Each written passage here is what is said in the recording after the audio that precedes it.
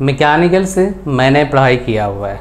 12 साल पहले मैंने बीटेक किया था, लगभग 8 साल पहले मैंने एमटेक किया था। सो आई हैव बहुत ज़्यादा एक्सपीरियंस मेरे पास है। I have amazing experience about this field to share with you. So मैं क्या शेयर करूँगा आपके साथ, जैसे मैंने बाकी ब्रांचेस का शेयर किया हुआ है। अब तक मैंने शेयर कर दिया ईसीई का, सीएससी का, ट्रिपल ई का।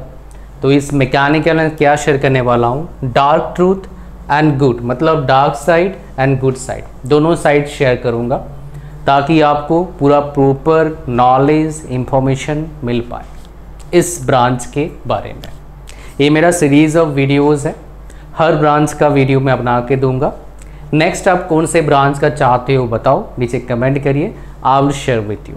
तो यहाँ पर आते हैं। सबसे पहले हम बात करेंगे इस ब्रांच का सबसे बड़ा डार्क ट्रूथ या फिर डार्क प्रॉब्लम जो है। मैंने जब फर्स्ट अपना जॉब स्टार्ट किया था as a teacher in university in Himachal Pradesh, काफ़ी अमेजिंग जगह है, बहुत ठंड पड़ती है बट बड़ा मज़ा आता है। सो एंटरप्रेन्योरशिप के बारे में बताना चाहूँगा, एक डार्क साइड है इसका। मेरा एक बच्चा मेरे को बोला, सर मुझे एक ऑटोमोबाइल कार मैन्युफैक्चरिंग कंपनी खोलना है। वेल मेरा वो फर्स्ट टीचिंग एक्सपीरियंस था। उसने बोला, मेरे को माइंड में मेरा कुछ ख्याल आया। क्या ख्याल आया? भाई ये बहुत मुश्किल काम है, बिकॉज बहुत पैसा लगता है ये सब फैक्ट्री खोलने के लिए। बहुत सारे लाइसेंसेस, बहुत सारे आपके अप्रूवल, बहुत सारे पंगे रहते हैं। तो ये अगर कोई मैकेनिकल फील्ड से है, मैकेनिकल फील्ड में कोई स्टार्टअप खोलना चाह रहा है, इट्स वेरी डिफ़िकल्ट। लेकिन इतना डिफ़िकल्ट सीएससी फील्ड में या फिर कुछ और फील्ड में नहीं होता है। अपना स्टार्टअप खोलना मैकेनिकल फील्ड में बहुत डिफ़िकल्ट है। भाई गैरेज खोलना अलग बात, अब गराज खोल दिया आपने, ठीक है, ये गराज खोल दिया, उसमें क्या है, चल जाएगा आपका। उस सेल्फ एम्प्लॉयड कहलाओगे, 4-5 लोगों को काम पे लगा दिया वो कहलाओगे। मैं जो एंटरप्रेन्योरशिप की बात कर रहा हूँ, बहुत बड़ी चीज़ की बात कर रहा हूँ, जहाँ पर भाई साहब 10-20 करोड़ कुछ भी नहीं है। अगर आपको जानना है इसके बारे में, आप नेट पर सर्च कर लीजिए एक बार कि एक फैक्ट्री, ऑटोमोबाइल के फैक्ट्री स्टार्ट करने में कितना पैसा लगता है। इसीलिए कार मैन्युफैक्चरिंग कंपनी, 2 व्हीलर गाड़ी जो बनाते हैं, बाइक, स्कूटी, ये सब बनाते हैं, ये सब इंडिया का वर्ल्ड में बहुत कम है। बिकॉज इनको बनाना, बेचना, अच्छे क्वालिटी प्रोडक्ट देना, सर्विस देना बहुत ज़्यादा डिफ़िकल्ट होता है। सो इस फील्ड में एंटरप्रेन्योरशिप मतलब क्या है, it's like impossible until unless you don't have backup of 1000 crore और 500 करोड़, अदरवाइज बहुत डिफ़िकल्ट है भाई। जिन्होंने अभी ईवी व्हीकल स्टार्ट किया है, आपने सुना होगा, वो पहले कार नहीं बना रहे हैं, 2 व्हीलर छोटे छोटे गाड़ियाँ बना के पैसे कमा रहे हैं, फिर कार बनाएंगे वो मार्केट बना के। बिकॉज मार्केट भी उन पर बिलीव करेगी, हाँ भाई कुछ कर रहे हैं। कंपनी तब भी आप पे इन्वेस्ट करेगी जब उनको लगेगा कि भैया उनका पैसे का रिटर्न आएगा कम से कम 20%, मतलब 20% के आसपास, तभी वो लगाएंगे। कम से कम की बता रहा हूँ, ठीक है। तो ये बहुत बड़ा डार्क साइड है इस फील्ड का। वेल आप में बहुत सारे बोलेंगे, सर क्या आप रिग्रेट करते हो मैकेनिकल ब्रांच से आपने पढ़ाई किया? ये बाद में बताऊंगा, लास्ट में इसका आंसर बताऊंगा, पहले आप एक एक करके सुन लीजिए। वर्क कल्चर कैसा होता है? इसका वर्क कल्चर जो होता है आपका, वो बाकी ब्रांच से थोड़ा अलग होता है। इसमें शिफ्टों में काम होता है। आपके फैक्ट्री कभी सोएगी नहीं, 24 घंटा काम चलेगा। आपका शिफ्ट सुबह भी लग सकता है, मतलब दिन में भी लग सकता है, दिन प्लस रात मिक्स हो सकता है, या रात में ही लग सकता है। सब जगह का शिफ्ट अलग होता है। कुछ जगह शिफ्ट क्या होता है, रात 8 बजे चालू होता है, सुबह 4 बजे तक। कुछ लोगों का शिफ्ट कैसे स्टार्ट होता है, रात 12 बजे स्टार्ट हुआ, कब तक स्टार्ट होगा भाई साहब, 12 से सुबह 8 बजे तक। फिर नेक्स्ट शिफ्ट क्या स्टार्ट होगा, 8 से 4 बजे तक। फिर नेक्स्ट शिफ्ट क्या होगा, 4 बजे से 12 बजे तक। 3 शिफ्ट हो गया। तो इसमें प्रॉब्लम देखो, ऐसे नॉर्मली क्या होता है, रोटेट होता रहता है शिफ्ट आपका, कभी रात में कभी दिन में, ऐसे चलता रहता है। बिकॉज कंपनी वालों को प्रोडक्शन चाहिए, बिकॉज प्रॉफिट पे काम चलाना है, नहीं तो कंपनी बंद हो जाएगी, ये चीज़ है। उनके बारे में मैं सोचना पड़ेगा इसके बारे में, ठीक है। लेकिन प्रॉब्लम क्या आता है, जब आपका बनेगा नहीं आपके सीनियर से, आपके मैनेजर से, आपके सुपरवाइज़र से, आपके एचओडी से, उस प्लान का प्लान हेड से, तो बहुत बार क्या करते हैं वो आपका ड्यूटी हमेशा रात में लगा देंगे, रात 12 से सुबह 8 तक। मेरे एक फ्रेंड है उसका वो एक्चुअली वो ऐसा ही है थोड़ा सा, वो कभी भी किसी को कुछ ही बोलता है, तो मैनेजर से उसका बनता नहीं था। जब इनिशियल स्टेज में था उसका जॉब का, भी तो एक्सपीरियंस हो गया, अभी दूसरी कंपनी में हुआ, वो खुद मैनेजर बन गया, तो उसका मैनेजर हमेशा रात में उसका ड्यूटी डालता था। आप इंटरेस्टिंग स्टोरी सुनो। वो तो सुपरवाइजर था, उधर डिप्लोमा ITI और बहुत सारे बिना पढ़े बंदे को ही काम करवा लेते हैं वो, जो छोटे मोटे प्रेस मशीन में काम करवाते हैं, मतलब प्रेस करने वाला, छोटे पार्ट्स को प्रेस करेंगे, ठीक है। तो वो बहुत सारे लेबर टाइप रखते हैं काम, उनको वो सुपरवाइजर था। उनका काम क्या होता है भाई, इतना कंपनी ने बोला, आप गए कंपनी में फटाफट, ऐसे होता है, गए 10-20 मिनट का मीटिंग होगा, आपको चार्ट मिल जाएगा कि भैया आज का इतना आपका टारगेट है, इतना प्रोडक्शन करना है। आप गए, सबको चार्ट, हाँ भाई क्या बढ़िया, क्या भैया क्या बढ़िया, आपने हाथ मिलाया उसके बाद फटाफट सबसे बात करें, उसके बाद क्या भाई साहब, अब सबको उसने अच्छे समझा दिया कि भैया ऐसा है, तुम अपना काम करो, मैं अपना काम करूँ, मैं तंग नहीं करूँगा तुम लोगों को, बढ़िया, कोई नेगेटिव फीडबैक नहीं, सबका बढ़िया होगा। बोल दिया, जाके चद्दर तान के सो गया इसी रूम में जाके, बिकॉज पूरा फैक्ट्री में AC होता नहीं है, जहाँ ऑफिसर बैठते हैं उधर AC होता है, ठीक है। आप बोलेंगे CCTV नहीं रहता नहीं है क्या, भाई उसको जॉब का टेंशन नहीं था, मैनेजर को पता, वो सोता है रात में आके, रात में सारे सोते हैं ठीक है। अच्छा बोलेंगे सर मौज है, जाओ पता लगेगा मौज कैसा है। तो ये मुझे लगता है कि डार्क ट्रूथ है। इससे प्रॉब्लम क्या होता है, रियल हेल्थ इश्यूज आते हैं, बहुत सारे प्रॉब्लम राइज होते हैं इसके वजह से। तो माय डियर, ये प्रॉब्लम है और इसका कोई सोल्यूशन नहीं है। इसका सोल्यूशन एक ही है, सेंट्रल गवर्नमेंट जॉब्स में जा सकते हैं, बताऊंगा, ये ऑप्शन आपके पास है, बिकॉज मेरा काम है आपको बोथ साइड्स बताऊं, सिर्फ बेकार चीज़ ना बताऊं कि भाई बेकार है, ना, दोनों साइड जो मैंने एक्सपीरियंस किया है फैक्ट्रीज़ में जाके, डिफरेंट फैक्ट्रीज़ में जाके, ऑटोमोबाइल फैक्ट्रीज़ में, ऐसे पार्ट्स मैन्युफैक्चरिंग फैक्ट्रीज़ में, जो आपके बोल सकते हो ऑटोमोबाइल नहीं है, थर्मल फैक्ट्रीज़ में जहाँ पर टरबाइन वगैरह बनता है, बॉयलर वगैरह बनता है, वो सब मेरे कुछ फ्रेंड्स काम करते थे, मैं गया हूँ उनके साथ, उनके फैक्ट्री के अंदर, ठीक है। डिफरेंट लोकेशन में, गुरुग्राम में भी गया हूँ मैं, बद्दी में गया हूँ, जमशेदपुर में गया हूँ, देखा उनका, फिर पंजाब में भी गया हूँ और देखा उनका वर्क कल्चर कैसा रहता है, कैसे काम करते हैं, कैसे सिस्टम रहता है, ठीक है।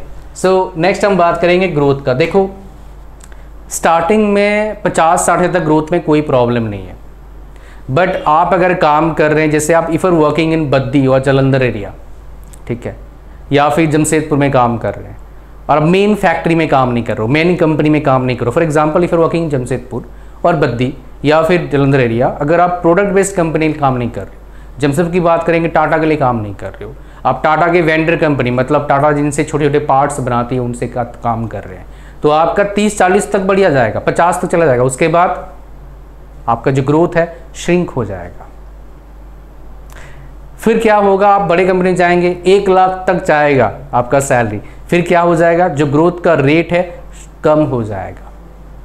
इस सेक्टर का सबसे बड़ा प्रॉब्लम यही है, 1-1.5 लाख सैलरी होने के बाद जो ग्रोथ का रेट होता है वो कम हो जाता है। हाँ आप बोलेंगे, मैं आपको बता देता हूँ, इसमें जो प्लांट हेड रहता है उसका सैलरी 3-3.5 लाख होता है, लेकिन वो प्लांट हेड का जो स्केड्यूल होता है भाई साहब क्या बताऊँ। अच्छा आप बोलेंगे साहब आपका कोई दोस्त प्लांट हेड है? नहीं, मेरे बहुत सारे फ्रेंड्स मैनेजर बन चुके हैं, सीनियर मैनेजर बन चुके हैं, डिप्यूटी मैनेजर बन चुके हैं, वो डिफरेंट कंपनीज में, डिफरेंट फील्ड में है। मेरे काफ़ी स्टूडेंट्स मैनेजर बन चुके हैं, एरिया मैनेजर बन चुके हैं, प्लांट हेड अभी तक मेरे कोई साथी नहीं है, ठीक है।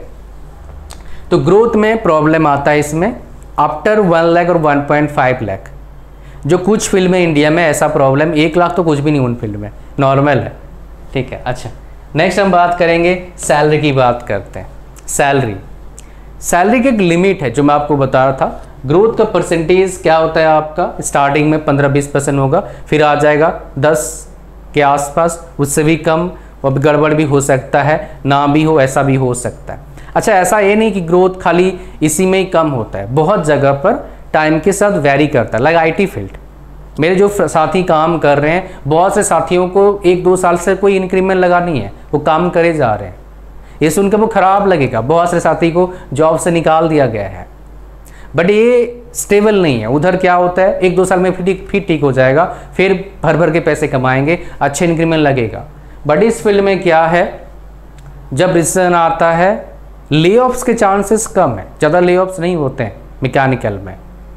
बट सैलरी का जो ग्रोथ है वो हाई पे कभी नहीं जाता है, थोड़ा थोड़ा बस मिलेगा एक लिमिट के बाद। तो सैलरी का लिमिट जो मैंने आपको बताया थोड़ी देर पहले 1 लाख के आसपास है। कुछ फील्ड हैं जिनमें आप मैकेनिकल में रह के भी 3 लाख 4 लाख पर मंथ कमा रहे हैं, अभी के हिसाब से बता रहा हूँ बंदे, लेकिन वो नॉर्मल फील्ड नहीं है। ऐसे फील्ड सारे, उस फील्ड में सारे जा नहीं सकते। भाई इतना पैसे कमाना चाहते हो, मेहनत तो करना पड़ेगा। सच बताऊं, सारे मेहनत करते हैं काम पे, लेकिन काम से पहले जो अच्छा मेहनत कर लेता है उसका सैलरी ज़्यादा होता है। जो खाली काम पे मेहनत करता है जाके, उसका सैलरी कंप्लीटली काफ़ी कम होता है। मान लो आपने पढ़ाई किया, अच्छे जगह से पढ़ाई कर लिया, तो आपका salary, starting salary as a mechanical engineer 15 lakh के आसपास होगा। आप काम इतने एफर्ट डालोगे, 8 घंटा उतना ही काम करना है आपको। हाँ, ability to work in different field that is different, quality of work that is different. But जो सिंपल कॉलेज से मैकेनिकल इंजीनियरिंग पढ़ता है, कितना सैलरी होता है, 15,000, 20,000, 25,000, 30,000। सैलरी का डिफरेंस देख रहे हो कितना है, 5 टाइम्स, 6 टाइम्स, 7 टाइम्स। ऐसा क्यों? बिकॉज जॉब से पहले उसने मेहनत करा था। तो अगर मेहनत करना चाहते हैं, अब बढ़िया रोड मैप चाहते हो आपके लिए, आपके अपने लाइफ के लिए, अच्छे पैसे कमाने के लिए, अच्छे वर्क लाइफ बैलेंस मेंटेन के लिए, करने के लिए, खुद के लिए टाइम निकालने के लिए, तो आप एक रोड मैप मेरे से बनवा सकते हो 1-to-1 सेशन में आके। इस सेशन में ऑलरेडी बहुत से लोग आ चुके हैं, बहुत मुझे मज़ा आता है बहुत से लोगों से बात करके। तो ये 1-to-1 सेशन है, इसका लिंक इस वीडियो के डिस्क्रिप्शन में है। अभी ऑफर प्राइस में है, 33% ऑफ है, डिस्क्रिप्शन लिंक है, जाइए अभी बुक करिए, बिकॉज ये मौका बार बार नहीं आता है भाई। साथ में ये बड़ा अमेजिंग है, पूरे इंटरनेट पर कोई नहीं दे रहा है सब चीज़। वो क्या है, 10 कोर्सेज फ्री, जिसमें से आपका C++ पढ़ाने के कॉलेज वाले आपसे पता नहीं कितने हज़ार रुपये लेते हैं। ट्यूशन लेते हैं वो तो भाई साहब, वो 1 महीने का 1000 रुपये लेते हैं जो ट्यूशन पढ़ाते हैं, C या C++। ये सारे कोर्स आपको देते हैं, और जो ट्यूशन में पढ़ेंगे उससे बेटर कोर्स हम दे रहे हैं। इसमें प्रोजेक्ट्स है, असाइनमेंट्स है, क्विज़ है। ट्यूशन में ये सब चीज़ नहीं होता है। C++ में ये दोनों C++ हिंदी इंग्लिश में है, खाली C++ ही नहीं है, इसमें एक और कोर्स है जो बहुत अमेजिंग है, जिसने मेरे को हेल्प किया 6 बार ब्रांच टॉप करने के लिए अपने कॉलेज टाइम में। 6 time branch toppers because of this thing, English speaking. यहाँ पर मैं क्या सिखाता हूँ, 3 चीज़ सिखाता हूँ। एक स्पीकिंग बिल्कुल 0 लेवल से स्टार्ट करते हैं एडवांस लेवल तक। 36 क्विजेज हैं, कैसे एग्जाम में लिखना है, जिसकी वजह से आपके 10, 15, 20% मार्क्स बढ़ता है। इमेजिन आपका 70% नंबर आ रहा है, मेरे कुछ टिप्स एंड ट्रिक्स स्ट्रेटजी आप यूज़ करेंगे तो आपका अगर परसेंटेज 80% आए, सोचो क्या होगा। Think about it once, then you can understand the power of this, and it can happen because I have already done this.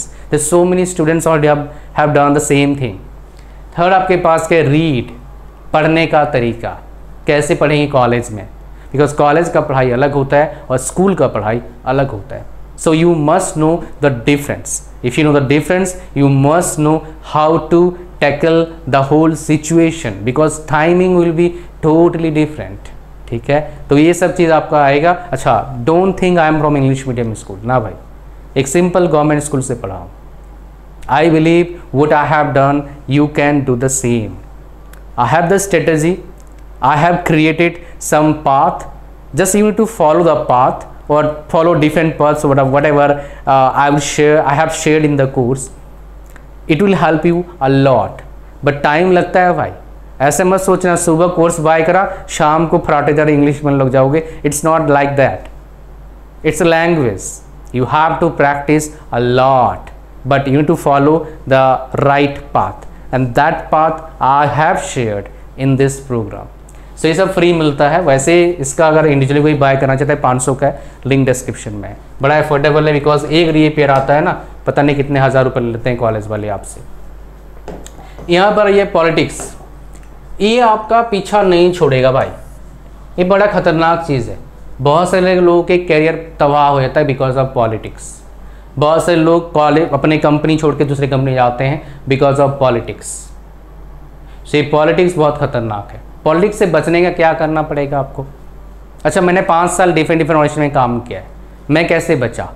भाई फालतू किसी गुटबाजी में पढ़ना नहीं है, अपने काम से काम मतलब रखना है, जो काम दे दिया भाई अच्छे से करना है, दैट्स इट। तो आप काफ़ी हद तक पॉलिटिक्स से बच जाएंगे, और जो आपका मेन काम है उसको कमज़ोर नहीं छोड़ना है, उसमें स्ट्रॉन्ग है। जैसे मेरे काम मेन काम कहता है पढ़ाना, तो बच्चों क्लास में गया तो 100% एफर्ट डालूंगा एक स्टूडेंट को समझाने के लिए जो टॉपिक में पढ़ा रहा हूँ। समझ पा रहे हैं क्या बोल रहा हूँ मैं? नेक्स्ट हमारे पास क्या आता है, टीयर 1। अच्छा ये सबसे इम्पॉर्टेंट है, ये हर फील्ड में है, तो मैकेनिकल में भी है। आप अगर बड़े कंपनी में काम करना चाहते हैं तो बड़े कॉलेज में पढ़ना होगा, ये ट्रू है। जॉब ऐसा नहीं देता है कोई भी। आप बोलेंगे सर हम ऑफ कैंपस अप्लाई करें करियर पेज में जाके, बहुत सारे इन्फ्लुएंसर यूट्यूब पर इंस्टाग्राम पर रील बनाते हैं, किसी भी कंपनी में अप्लाई करो, कॉल नहीं आएगा। बहुत रेयरेस्ट केस में कभी कॉल आ गया, नहीं तो नहीं आएगा। तो मैकेनिकल में प्रॉब्लम क्या होता है, आप स्टार्ट करेंगे अगर छोटे कॉलेज में पढ़ रहे हैं टीयर 3 से स्टार्ट करेंगे, टीयर 2 में जाएंगे, उसी में आपका लाइफ टाइम मतलब उसमें काम चलेगा। टीयर 1 कंपनी तक बहुत कम लोग पहुंच पाते हैं। टीयर 1 कंपनी इंडिया में कौन कौन से हैं? मर्सिडीज़ हो गया, BMW हो गया, आपका ओला हो गया, फिलहाल हुंडई हो गया, मारुति सुजुकी, समझ रहे हैं, बजाज हो गया, टाटा हो गया, ये सारे टीयर 1 कंपनीज़ हैं ऑटोमोबाइल सेक्टर में। बाकी कोई बड़ा सेक्टर इंडिया में किसी और फील्ड का अभी एग्जिस्ट नहीं करता इतना बड़ा। ऑटोमोबाइल सेक्टर में ही मैक्सिमम मैकेनिकल वाले काम करते हैं, चाहे 2 व्हीलर हो, चाहे 4 व्हीलर हो, चाहे 6 व्हीलर हो, चाहे 8 व्हीलर हो, what ever wheelers it can be, because बहुत से 30 व्हीलर वाले आते हैं तो उसमें भी वो काम करते हैं। तो ये प्रॉब्लम है एक्चुअली, एक सबसे बड़ा प्रॉब्लम मैकेनिकल का, ठीक है। अच्छा नेक्स्ट हम बात करते हैं हेल्थ इशूज़। ये सबको नहीं होता है, मैकेनिकल में बहुत से डिपार्टमेंट होता है, बहुत सारे फील्ड होते हैं। आप अगर स्टील फील्ड में काम कर रहे हैं और आपका जॉब है फर्नेस में, तो आपको हेल्थ इशूज़ आएगा ही आएगा। एक बैड स्टोरी, मतलब बैड तो नहीं, बैड क्या बोलूँगा, एक हॉरिबल स्टोरी बताता हूँ। मेरे गांव का बंदा, उसने क्या किया है, एमटेक किया है, एक कंपनी में काम करा उसने जहाँ पर स्टील बनाया जाता है वहाँ पर, ठीक है। हालांकि एक नहीं, एक 3-4 लोगों से मैंने कंसल्ट किया है ये आपको बताने से पहले। तो एक बंदे का जो मोल्टन मेटल ऐसे आता है, एक बंदे का पैर लग गया था, जैसे पैर चिकन का होता है ना, कट जाए पैर कैसे होता है, पूरा ऐसे चला जाएगा तो क्या होगा, पूरा कटा नहीं था उसका, हड्डी निकल के आ गया था, मांस तो भाई जैसे पता नहीं वेपोराइज हो गया उसका, उस पार्ट का। उसके बाद क्या लगता है वो बंदा रहेगा कंपनी में? भाई वो जान बची तो लाखों पाए ना, क्या बोलते हैं ना वो वाला कहानी। तो ये तो हो गया सबसे एक डेंजरस एक्सीडेंट वाला कहानी आपको बताया मैंने। ये सब जगह होता है, लेकिन किस तरह का एक्सीडेंट हो रहा है उस पर फर्क पड़ता है। अब कंप्यूटर में क्या एक्सीडेंट हो, कंप्यूटर जल जाएगा, आप चले जाओगे घर। इसी में क्या एक्सीडेंट होगा, वो जल जाएगा सर्किट से, चले जाओगे। इलेक्ट्रिसिटी में प्रॉब्लम हो सकता है, मतलब ये फैटल हो सकता है, फैटल एक्सीडेंट हो सकता है, इसमें जान जा सकता है। मैकेनिकल में जो बताया मैंने, आपका फर्नेस वाला कहानी प्रॉब्लम है। अगर आप कोई मेंटेनेंस में है, छोटा मोटा बड़े बड़े मशीन है तो उसमें प्रॉब्लम हो सकता है। तो वो डिपेंड करता है किस कंडीशन में काम कर रहे हैं। ये तो क्या फैटल। नॉर्मल हेल्थ इश्यूज क्या बता रहा हूँ आपको, आप जाएंगे फैक्ट्री में, वो एसी वैसी नहीं होता है वहाँ पर भाई, पोल्यूशन का प्रॉब्लम रहता है, तो आपके फेफड़े खराब होने का चांसेस रहता है, पहला। दूसरा, शिफ्टों में काम करते हैं, हेल्थ इशूज़ प्रॉब्लम आएंगे, ओबेसिटी का प्रॉब्लम आ सकता है, आपका डायबिटीज़, बीपी, ये सब प्रॉब्लम आने का चांसेस रहता है। हालांकि इससे बच सकते हैं आप, कैसे? प्रॉपर योगा करके, और क्या, योगा से बच सकते हो, और कुछ है नहीं भाई। अच्छा नेक्स्ट, बहुत से लोग जिमिंग करेंगे, थोड़ा हेल्प मिलता है, बट योगा ज़्यादा बेटर है। नेक्स्ट हमारे पास क्या, ऑटोमेशन। 2015 से लेकर 2019-20 तक ऑटोमोबाइल सेक्टर में भट्टा बैठा हुआ था, अगर आप जानते हैं तो। मतलब क्या है, अच्छे रिक्रूटमेंट हो नहीं रहे थे, प्रॉब्लम चल रहा था, that's because of automation. Automation क्या करा भाई साहब, जो वर्कफोर्स का नीड था उसको पूरा कम कर दिया। लेऑफ्स तो इतने हुए नहीं, बट नया रिक्रूटमेंट एकदम सा रुक गया, जिस वजह से आज क्या देख रहे हैं, सबको जाना है कंप्यूटर साइंस और ईसीई में। और उसके वजह से क्या हुआ, लास्ट ईयर जब अभी तो प्लेसमेंट का दिक्कत है ना, 2022 की बात कर रहा हूँ, अच्छे कॉलेजेस में बच्चे रुक सारे बच्चों का प्लेसमेंट हो गया इलेक्ट्रिकल मैकेनिकल का। अब सारे कॉलेज का कंडीशन ऐसा नहीं है, बट मैं कुछ कॉलेज का कंडीशन जानता हूँ अच्छे से, बिकॉज उधर मेरे स्टूडेंट या मेरे फ्रेंड उधर पढ़ रहे थे, that is why I know. ठीक है, तो आगे ऐसा होने वाला है, देखना आपको बता देता हूँ। नेक्स्ट 5 ईयर्स में जो इस फील्ड में काम कर रहे हैं, मतलब इस फील्ड में पढ़ाई करने जा रहे हैं, अगर उनको इंटरेस्ट है कि स्टेबल जॉब का, उन्हें कंपेरिजन नहीं करना है CS और ECE का अर्निंग जो टॉप अर्नर है उनसे, बिकॉज CSE में सारे 3 लाख पर मंथ नहीं कमाते। 10 साल एक्सपीरियंस के बाद भी बहुत सारे लोग 1 लाख में घिसते रहते हैं।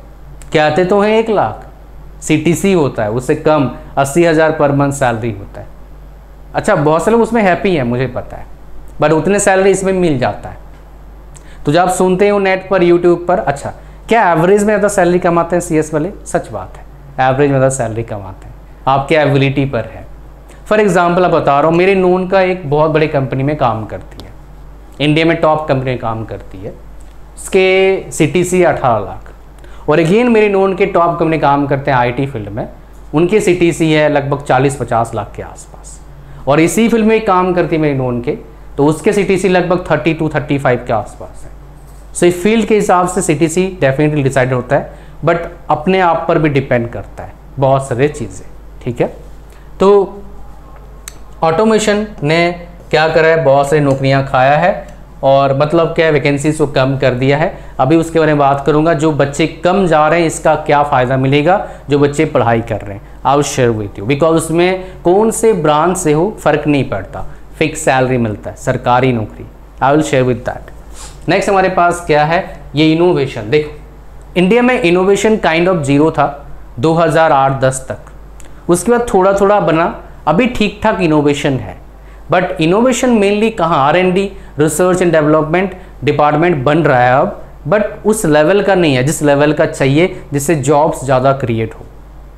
बट एक सेक्टर में काफ़ी अच्छा इनोवेशन चल रहा है, R&D डिपार्टमेंट भी चल रहा है बढ़िया सा, बिकॉज एक बड़े कंपनी है इलेक्ट्रिक व्हीकल बनाते हैं, उससे मेरे नोन के काम करते हैं R&D डिपार्टमेंट में।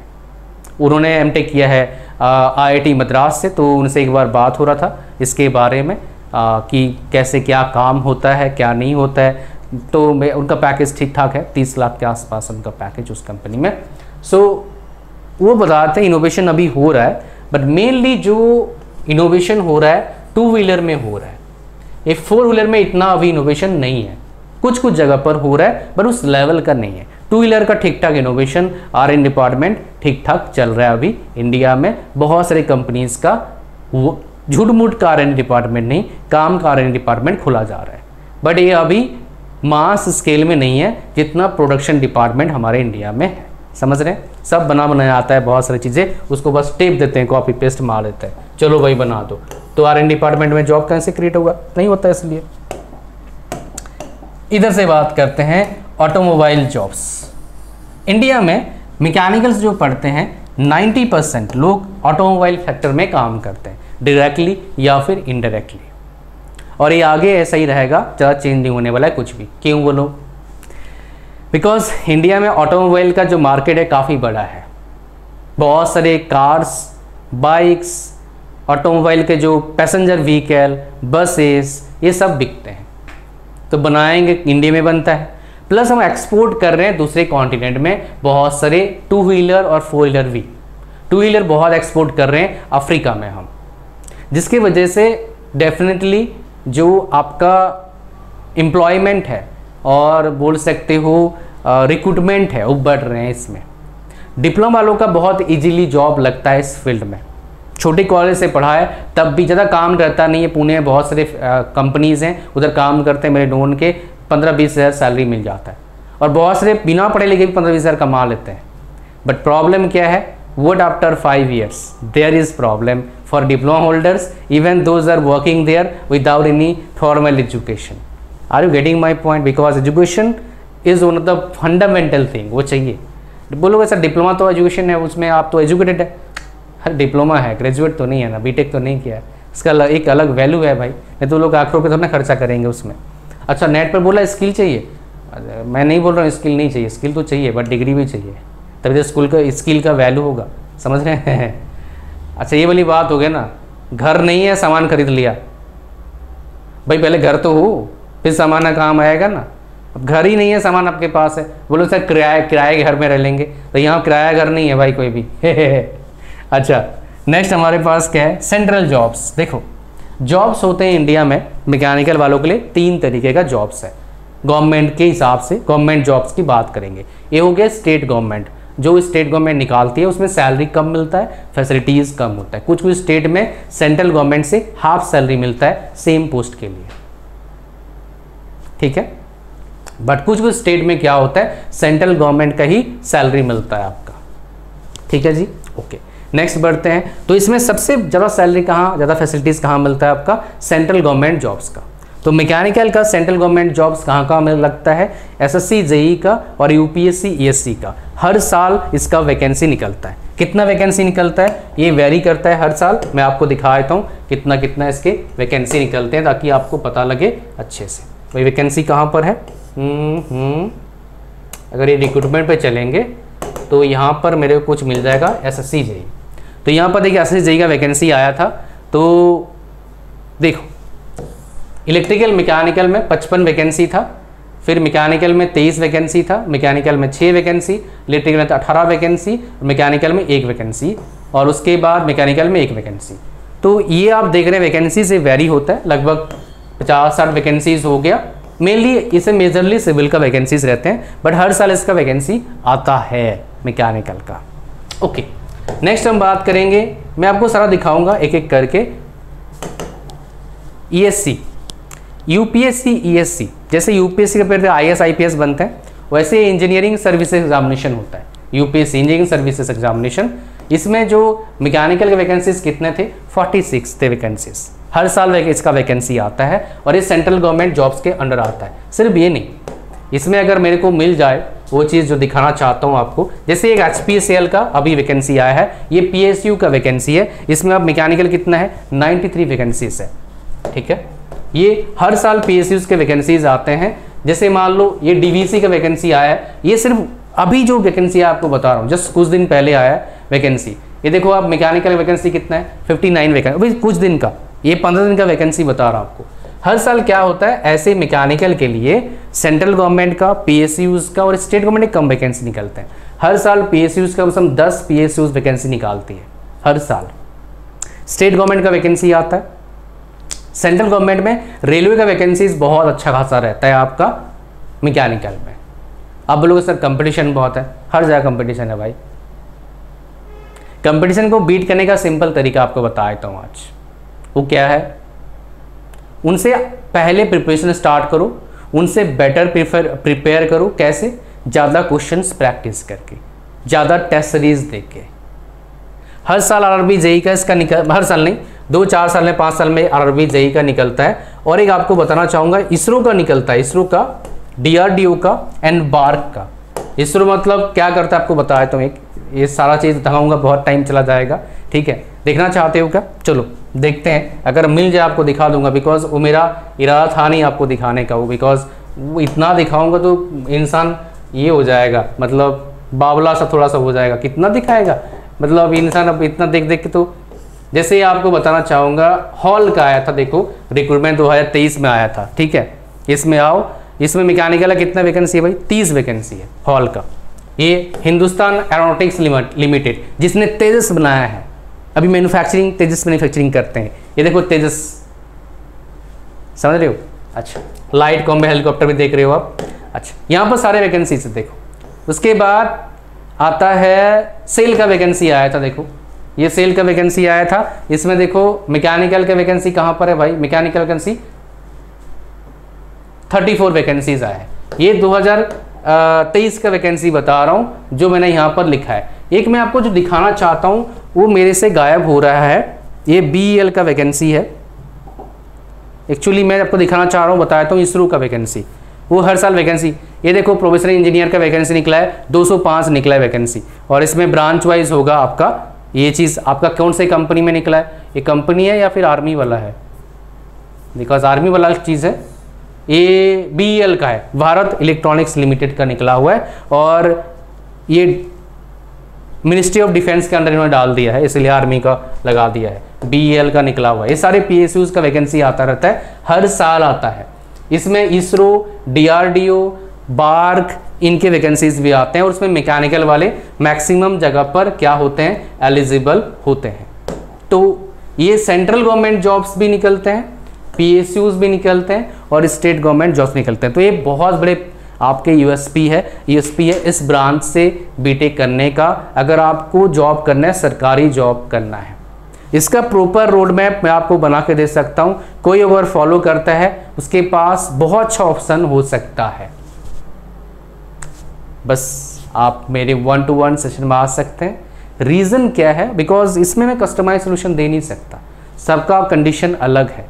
आपके लिए क्या पता ये है नहीं, क्या पता यही है, तो लिंक डिस्क्रिप्शन में बुक करिए और जानिए आपके लिए है या नहीं है। अगर है तो क्या करें, कैसे करें, नहीं है तो क्या आपके पास ऑप्शन है, किसमें जाएंगे, अच्छा फ्यूचर बनेगा।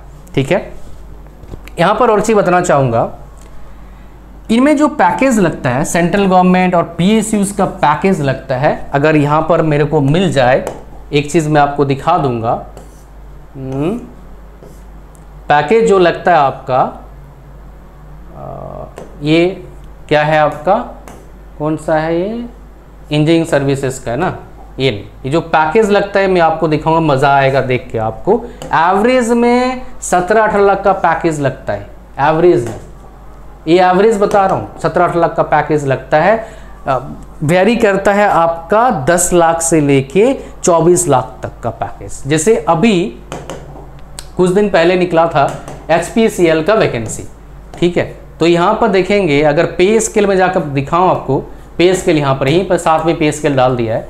पे स्केल कितना है इसका देखोगे आप, मैकेनिकल का कहाँ है, 50,000 से लेके 1,60,000 तक का है। अगर इसको आप मल्टीपल करेंगे, मतलब सारा कुछ ऐड करके देखेंगे, ये लगभग 17-18 लाख का आपका पैकेज बनता है, 17-18 लाख का पैकेज बनता है। इसमें वो चीज़ दिया भी है, मैंने जब वीडियो बनाया था वो चीज़ आपको दिखा था, बिकॉज इसमें बहुत अंदर जाना पड़ता है फिर दिखता है वो, इसलिए मैं और नहीं जा रहा हूँ। तो 18 लाख का एवरेज पैकेज स्टार्टिंग में लगता है। मेरे काफ़ी सारे साथी PSUs में जॉब करते हैं, बहुत सारे लोग सेंट्रल गवर्नमेंट के जॉब में हैं, SSC JEE में हैं, UPSC में हैं। सबका अलग इम्पोर्टेंस है, सबके अलग पैसे मिलते हैं, सबका अलग वर्क टाइम है, सबका बोलने का एक है, काम करने का मज़ा आ रहा है हमें, मैक्सिमम लोगों का जो सेंट्रल गवर्नमेंट जॉब्स कर रहे हैं। जो PSUs कर रहे हैं, अगर उनका लोकेशन अच्छा है तो मज़ा आ रहा है। बहुत सारे PSUs छोड़ते भी हैं, रीज़न क्या, लोकेशन पसंद नहीं होता है, ये सच बात है। कोई आपको यूट्यूब पर नहीं बताएगा PSU क्यों छोड़ रहा है, रीज़न क्या, उनको पसंद नहीं आ रहा है जॉब, वर्क लाइफ समझ में नहीं आ रहा है कुछ भी। बिकॉज पढ़ाई लिखाई अलग चीज़ होती है, जॉब अलग चीज़ होता है, नौकरी अलग है, पढ़ाई लिखाई अलग है। अभी आपने देखा होगा एक ट्रांजिशन आपने किया है अपने लाइफ में, बिकॉज आप वीडियो को देख रहे हैं +2 के बाद, 10th से 12th आते हैं तो आपके दिमाग में कभी ना कभी लगा होगा, 100% श्योर है भैया, खास थोड़ा और पढ़ लेता 10th में, आराम से 5% एक्स्ट्रा और आ जाता। अगर आपके 80, 75, 85% आए तो भाई वो चुन्नू मुन्नू पुन्नू जो मेरे से 5% ज़्यादा आया है, मेरे मम्मी पापा कंपैरिजन करके उनके सामने मेरे को नीचा नहीं दिखाते, या फिर पड़ोसी फूफा मामा ताऊ चाचा नीचा नहीं करते, उसके ताऊ का, उसके भांजा का, उसका साले का, उसके मामा का बेटा का 5% एक्स्ट्रा जैसे आया, ये दिमाग में आया होगा। लाइफ में हर पड़ाव में जब भी चेंज आएगा आपको ऐसा ही लगेगा, तो आपको ऐसा ना लगे और रिग्रेट ना फील हो, इस पड़ाव में अपना 100% देना, ताकि बाद में अगर खुद से पूछो क्या मैंने एफर्ट दिया था, खुद से पूछोगे, बोलोगे 100% दिया था। चाहे कुछ भी रिजल्ट हो, कोई फ़र्क नहीं पड़ता, आपके पास अपॉर्चुनिटीज़ बहुत आएंगे, बट ग्रैब करना है आपको, बढ़िया अपॉर्चुनिटीज़ को छोड़ना बिल्कुल नहीं है। कितना % ग्रैब होता है, that is okay, no problem, but grab करने की कोशिश पक्का करना उस अपॉर्चुनिटी का, आपको बहुत बेनिफिट मिलेगा। समझ पा रहे हैं क्या बोल रहा हूँ मैं, ये बहुत ज़्यादा इंपॉर्टेंट है जो आपके साथ अभी शेयर कर रहा हूँ मैं। सो PSUs और सेंट्रल गवर्नमेंट का डिफरेंस क्या है। सेंट्रल गवर्नमेंट का जॉब, स्टेट गवर्नमेंट का जॉब एक गवर्नमेंट जॉब होता है, PSU गवर्नमेंट जॉब जैसा होता है, ये 100% गवर्नमेंट जॉब नहीं होता है। आप बोलेंगे सर काम किस में करना नहीं पड़ता है, काम सब जगह करना पड़ेगा भैया आजकल वो फ्री फंड वाला ख़त्म हो गया है, काम करना पड़ता है। वो डिपार्टमेंट वेरी करता है, प्राइवेट भी काम करता है, बस सरकारी में क्या पीस ऑफ माइंड रहता है, जॉब सिक्योरिटी का, ये सच बात है। अच्छा, नेक्स्ट हमारे पास क्या है, बहुत सारे बच्चे के पास एक अच्छा ऑप्शन और है। मैं कभी भी मैकेनिकल के बाद बहुत कम बच्चों को रिकमेंड करता हूँ एमटेक करने के लिए, जबकि एमटेक करना फ्री ही होता है। 12,400 रुपये पर मंथ स्टाइपेंड मिलता है गेट के थ्रू से। और आप बोले से बहुत सारे जिसमें गेट सुना होगा बहुत डिफिकल्ट है, ऐसा नहीं है यार। पढ़ाई करोगे, प्रैक्टिस करोगे, निकल जाएगा, तरीका आना चाहिए। कितने मेरे स्टूडेंट्स ने गेट क्वालिफाई किया हुआ है अच्छे अच्छे रैंक के साथ। ऐसा नहीं भाई 10 नंबर ले आया ना भाई, 100 रैंक वाले हमारे से काम करे हुए हैं। हमारे साथ जो मैथ्स पढ़ाए हैं, हमारे जो टॉप टेस्ट सीरीज आएंगे, वेबसाइट जो लिंक डिस्क्रिप्शन जाके देखना, मैथ्स पढ़ाए हुए हैं, वो IISc बैंगलोर के पास आउट है, उनका 108 रैंक आया था गेट में। वो पढ़ाए हैं, हम देते हैं, मैं गेट के मैथ्स और एप्टीट्यूड उन्होंने पढ़ाया है, वो आपको प्रोवाइड कर रहे हैं। उन्होंने SSC भी हमारे लिए पढ़ाया है कुछ सब्जेक्ट, वो फ्री में दे रहे हैं। बट गेट, एप्टीट्यूड और मैथमेटिक्स शायद हम 400-500 कहते हैं। IISc बैंगलोर के पढ़े हुए बंदे हैं, समझ रहे हो। तो कोई डिफ़िकल्ट बात नहीं है, पढ़ना पड़ता है बस। तो बहुत सारे लोग क्या करते हैं, मैं माना करता हूँ टेक में जाने के लिए, तो उनके लिए ऑप्शन क्या होता है, change to management field. Average package कितना है मैं दिखाता हूँ आपको, बिकॉज ये मज़ा नहीं आता बिना शेयर करे। डेटा शेयर करो तो बहुत कुछ मज़ा आता है। प्लेसमेंट, अगर ये ब्रांच में जाऊँगा तो इधर मेरे को मिलता है वो चीज़। ये यहाँ पर देखिए कितना यहाँ पर हिसाब किताब है भाई। ये देखो यहाँ पर प्लेसमेंट का डेटा यहाँ पर है। ये है आपका इंटरनेशनल वाला। USD मतलब क्या होता है, यूनाइटेड स्टेट्स डॉलर। ये क्या है, INR, इंडियन रूपी। ये देखिए मीन वाला कितना है भाई साहब, 26 लाख का उसका ईयरली कैश कंपोनेंट है। One time payment, total guaranteed cash component कितना हो गया, 34.5 लाख का एवरेज पैकेज है इंडिया में। हाईएस्ट पैकेज कितना है, 1,46 लाख इंडिया में जो जॉब करेगा। अब देखो इंटरनेशनल पैकेज कितना है। हाईएस्ट इंटरनेशनल में क्या है, एवरेज कितना है, 1 लाख ये कितना है भाई साहब, 1,28,399 डॉलर्स। इसको 8 से मल्टीपल करें कितना हो जाएगा, 80 और 3 8 24, मतलब 1 करोड़ के आसपास एवरेज पैकेज है। महीने का 9 lakh. As if just passing out from the college. College कौन सा है, IIM अहमदाबाद, बाप of all the degrees in India. If you to make money get into this college. Money making machine है भाई, कुछ भी करोगे चलेगा। बिजनेस करना चाहते हो, लोग पैसे देने के लिए तैयार हैं। किताब लिखना चाहते हो, राइटर आपको उठा के ले जाएंगे गाड़ी में, चलो भाई लिख दो किताब, कोई बात नहीं, चल जाएगा। बट हाँ, ये आप इधर ऐसे पढ़ाई होता है। खाली ये IIM नहीं, काफ़ी सारे IIM है जो टॉप लेवल के हैं, ऐसे पैकेज मिल जाता है। अच्छा आपको सीक्रेट बताऊँ, बहुत जगह पर कुछ ब्रांचेज हैं जहाँ पर एवरेज पैकेज MTech करने के बाद, BTech करने के बाद 35 लाख, 40 लाख, 42 लाख मिलता है एवरेज पैकेज। 90%, 95%, 100% प्लेसमेंट भी है। सब जगह नहीं है, कुछ है यार। इतने टाइम से ही जो डेटा देख रहा हूँ मैं, और वो फेक नहीं है, पहले बता देता हूँ। फेक वाले डेटा हम बताते नहीं, कभी उस कॉलेज का जिक्र ही नहीं करते अपन। अच्छा यहाँ पर देखिए हाईएस्ट कितना जा रहा है, यहाँ पर 1,37,000, मतलब कितना हो गया, 4,8,32, मतलब एक ज़्यादा डिफरेंस नहीं है बेसिकली। 1 करोड़ समथिंग हो रहा है इसका, और ये 1 करोड़ के आसपास हो रहा है। तो ये आपका पैकेज लगता है मैनेजमेंट में जो स्विच करते हैं। अच्छा ये तो हो गया भाई साहब टॉप लेवल का। अब बोलेंगे सर आप हमें Tier 3 के हिसाब से बताओ। देखो Tier 3 मान लो कोई NIT, उसमें पढ़ना, MBA करना कोई बड़ी बात नहीं है। बहुत सारे NITs में आपके पास ऑप्शन है, बहुत सस्ते में आपका MBA हो जाता है उधर। लेकिन जैसे MTech में 12,400 रुपया पर मंथ मिलता है, MBA में नहीं मिलता आपका, पैसे लगाना पड़ता है। 6 लाख के आसपास फीस लगता है NITs में। एवरेज पैकेज 6 लाख 8 लाख का हो जाता है। IITs में भी MBA होते हैं, 10 से 15 लाख का एवरेज पैकेज है, 8-10 लाख खर्चा होता है, ठीक है। अच्छा MBA की जो बात बता रहा हूँ, जो टॉप MBA है भाई साहब, 3 महीने में ना आपको रगड़ देंगे पर रगड़ेंगे, पर अच्छे से रगड़ेंगे आपको। आप बोलोगे कहाँ मैं फंस गया लेकिन 3 महीने बाद मज़ा आने लगेगा। क्यों छोड़ देंगे आपको, नहीं, हैबिट बन जाएगा रे बाबा काम करने का। अच्छा इसलिए अगर आप MBA करने जाओ, BTech करने जाओ, माइक्रोसॉफ्ट जो एक्सेल अच्छे से सीख लेना, काम का चीज़ है। अच्छा यहाँ पर और चीज़ बताना चाहूँगा, चेंजिंग ऑप्शन। बहुत सारे लोग बीटेक करने के बाद मैकेनिकल से, इलेक्ट्रिकल से क्या करते हैं, टीचिंग में चले जाते हैं। तो टीचिंग में कहाँ जाओगे, कॉलेज में पढ़ाओगे, do not go for college, ज़िंदगी तबाह हो जाएगा, लाइफ तबाह हो जाएगा। यूनिवर्सिटी में पढ़ाओगे, मत जाना भाई, बिकॉज बीटेक के बाद कभी मत पढ़ाओ इनमें। ले भी लेंगे कहीं, मान लो यूनिवर्सिटी में लेगा नहीं, कॉलेज में ले लिया 15,000 20,000 देगा, उसमें बात बनेगा नहीं, इंक्रीमेंट लगता नहीं है। कॉलेज में किसी को पढ़ाने का मन कर रहा है, बीटेक करो, एमटेक करो, पीएचडी करो, किसी अच्छे कॉलेज में पढ़ाओ, प्रिंसिपल से पोस्ट मिल जाएगा। अगर सिंपल कॉलेज में जाओगे 1-1.5 लाख पैकेज मिलेगा, बढ़िया मस्त लाइफ है, इतना टेंशन नहीं होता है। लेकिन खाली बोल बीटेक में पढ़ाने जा रहे हो, बेवकूफ़ी कर रहे हो। बीटेक में कहाँ पढ़ाना, बीटेक के बाद कहाँ पढ़ाने जाओगे जहाँ पर बहुत अच्छा पैकेज आपको लगेगा, वह चीज़ आपको बता देता हूँ आज, वो है स्कूल एजुकेशन। आप फिर बोलेंगे हमारे यहाँ पर स्कूल में 15,000 रुपया मिलता है। अरे बाबा, हम उस स्कूल में काम करने का बात नहीं कर रहा हूँ, आपको जाना है उस स्कूल में जहाँ पर भाई साहब +2 के बच्चों को पढ़ाने का 50-60 ऐसे ही मिल जाता है बड़े प्यार से। बढ़िया स्कूल में जाओगे 1 लाख रुपया मिलेगा, आपके पास एबिलिटी है, नीट वाले बच्चों को पढ़ाने का 1.5 से 2 लाख मिलेगा पर मंथ।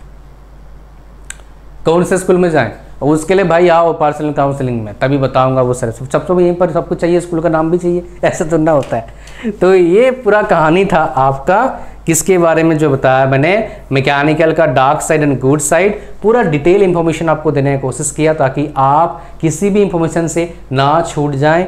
एज जो नेट पर मिलता है उससे काफ़ी ज़्यादा वैल्यूएबल इंफॉर्मेशन है।